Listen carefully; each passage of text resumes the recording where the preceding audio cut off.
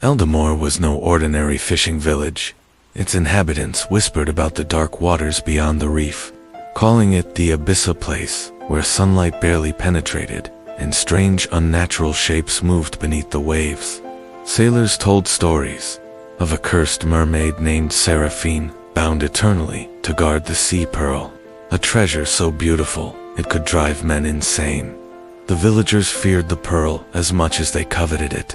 Many young men had set out to find it, hoping to claim the riches and youth it promised, but none ever returned.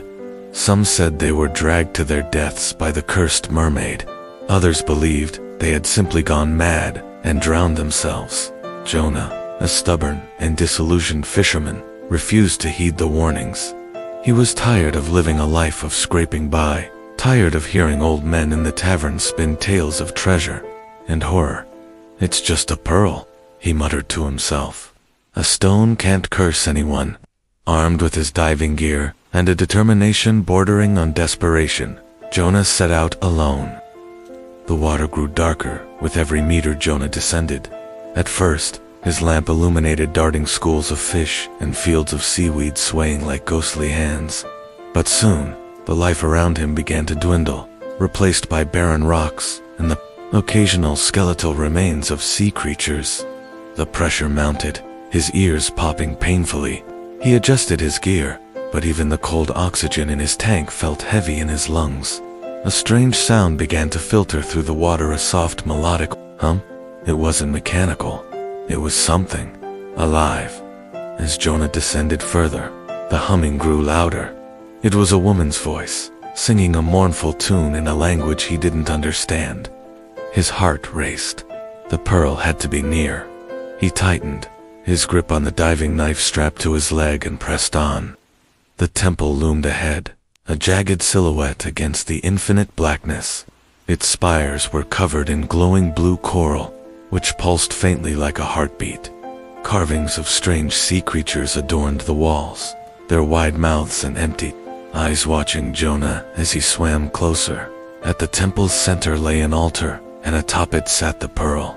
It was larger than Jonah had imagined, the size of a human skull, and its surface shimmered with a silvery light that seemed to move like smoke trapped beneath glass. It was beautiful and terrible, like staring into the eye of a storm. Jonah reached for it, his gloved hand trembling. The moment his fingers brushed its surface, the singing stopped.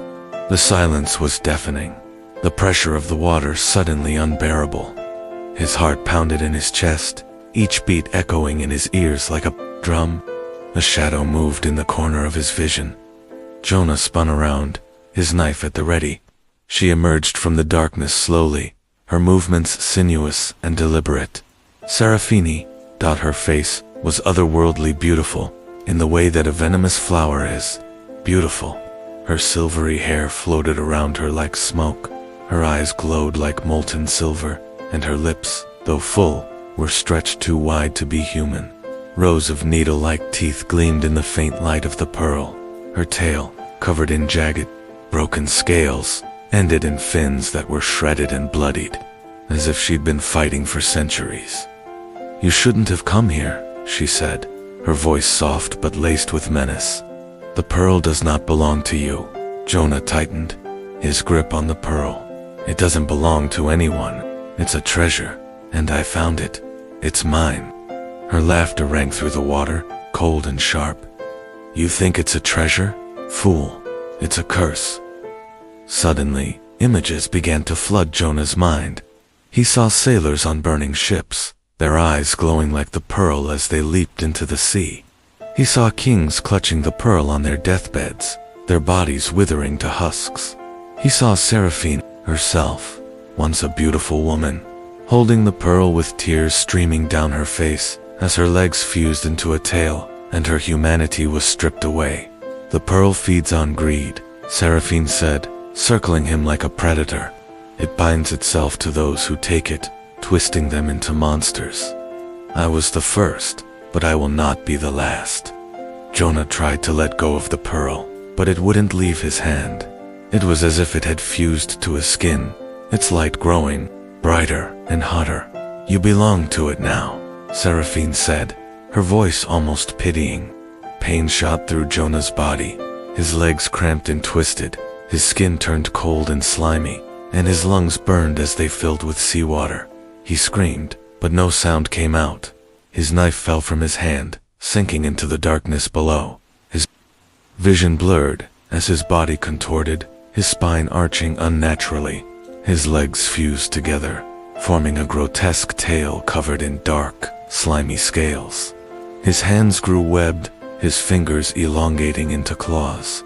The transformation was agony, but worse was the loss of his humanity. Jonah could feel his thoughts slipping away, replaced by a primal hunger. Seraphine watched silently, her expression unreadable. When it was over, Jonah looked at her with glowing, empty eyes.